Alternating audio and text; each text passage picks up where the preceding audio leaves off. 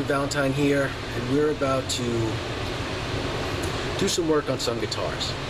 This goes out to Michael Nielsen if he's watching. If not, whatever, this is everybody else. So what I have here right now on the bench is an ocean blue agile single cut. As you can see, it's pretty sharp looking. I especially like that maple fretboard, but it has a ding. I don't know where that came from, but it's a chip here. It goes to the top. It's a little bit on the binding. That's pretty much the only blemish on the whole guitar. But I got a couple questions about relicing instruments and refinishing instruments, and I decided that I'm going to take most of the paint away from this area and give it a kind of relic look, as you would play it the way the big boys do, and just see how it turns out. So I'm going to show how I would do that, and so you can see how it turns out, and maybe you decide to do that on your own. So first what we're going to do is let me show you. So I have my heat gun here set to the highest setting. When we turn it on, this is the heat setting and the power, whatever. And what I'll do is I'll heat this area up with the gun. That'll take most of the gloss off and the paint. And we'll use this here paint scraper to kind of scrape the ridge off, get some off, get as far down as we can. Listen guys, be careful when you use the heat gun not to keep it in one spot for too long, because what you'll do is get the glue that keeps this flame maple veneer, which is only, you can't really see because of the binding, but it's probably just a veneer, just a top cover.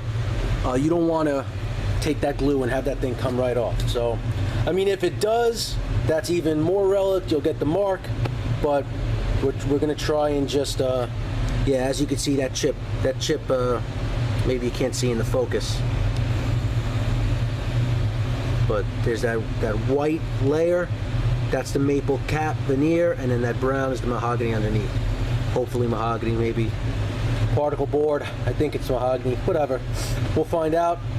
But like I said, we're going to use the heat gun, the scraper, get most of the paint off, then we'll sand it down, and we'll see what it looks like.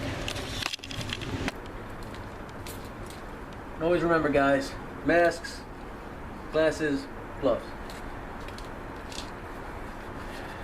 Now, I know what you're thinking, that I should take the hardware off to do this.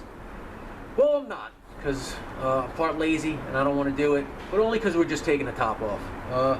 If I was taking the whole finish off, I would take the hardware off, obviously, but we're just doing this piece. So let's give it a shot.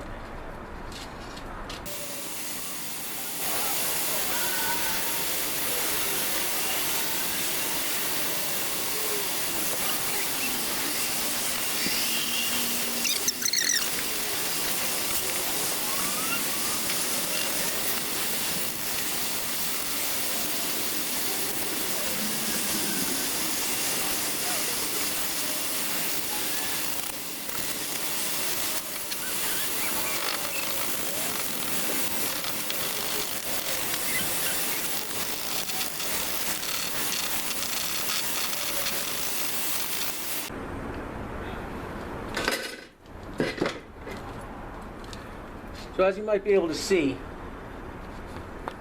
I don't have a clamp or anything with me right now. I live in New York City, in an apartment. I don't really have a shop.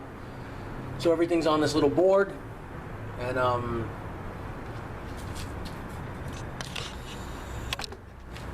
so I'm doing all my work on this board here. I don't have a shop or anything. I don't have a clamp to do the top of the body or the side of the body, depending on how you look at it. As you might also be able to see on camera, and I'll show you a close-up, is that the veneer did start to bubble up. And as I'm scraping away, I actually thought it looked pretty cool to have some of those chips. So I started hacking at it. Didn't do a ton. I still like the way the guitar looks. I just wanted to give it a little bit of wear. So I'll zoom in a little bit so you can see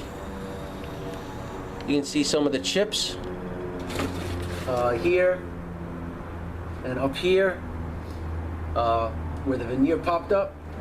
So now we're gonna hit that. So now we'll hit that with the sander for a little bit and see how that comes out. Maybe scrape away a little bit with something a little bit harder, maybe a chisel if I could find one. But if not, we'll just hit it with the sander and see what turns up.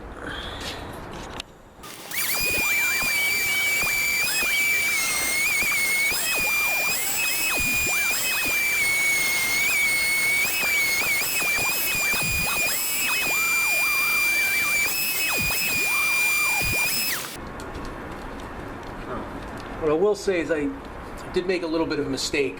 I got a little happy with the sander. When you're sanding, you want to try not to go too far up on the body onto the gloss, because you're going to scuff the gloss. You kind of want to just go to the ridge where you chipped and just smooth it out like a fade so you don't feel that lip of the paint. But that'll come out with play and wear as you play it. You could buff it out too with a paper towel or a buffer.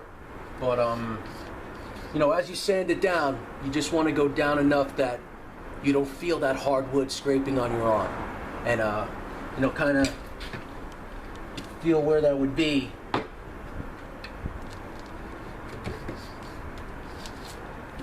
And so I'm gonna sand a little bit more.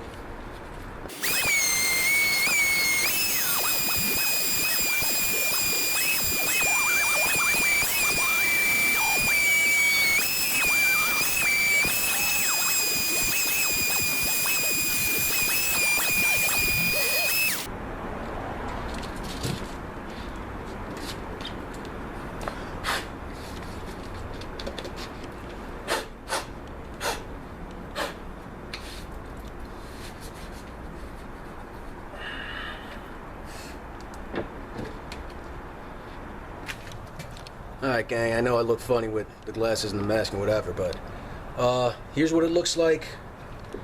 All I did was use the heat gun, chip away paint, and then use a detail sander, a mouse sander. I don't have an orbital sander, which would be better. Maybe 4 minutes of sanding, not a ton. Not a ton of sanding, but as you can see, it's got there's this layer of like yellow. That's from the heat. It just discolored the paint, which is pretty cool. Here you can see it went down to the maple through the veneer. Here it's kind of right at that tipping point. A little bit more there. You want to make it a little uneven too, so it doesn't look perfect. Maybe I could go along that edge a little more. I could definitely do that, but you don't want to get crazy with it. You want it to look almost like a natural wear. I did turn it up, and I did do the back side, so just because I felt like it. But on the top, it kind of looks almost like, if this is an ocean burst, almost looks like some waves, the tops of the waves and stuff in the water. So, you could do some more over here, but now you're getting close to the pots. You should take them out. Yeah, you should. I don't really care. This is my guitar. It's a cheap Agile 2500. I think new they go for 300 bucks. It's a nice fool around guitar, throw around, whatever. But yeah, as you can see, so it's just a little, we'll clean that up and I'll get you some pictures when it's all cleaned up. But it's that simple, guys. I mean, you could definitely send it out to a pro, but if you feel like doing something, do it. Who cares? They're instruments, so long as they play well. Don't fuck them up, or fuck them up, whatever you want to do. So I hope that this was neat. So this is Robbie here with the voiceover. Obviously, I'm looking at it now. I would definitely go down and sand past that veneer a lot more to get down to the mahogany and make it look more worn out and more even. But for the most part, I dig that, and happy trails.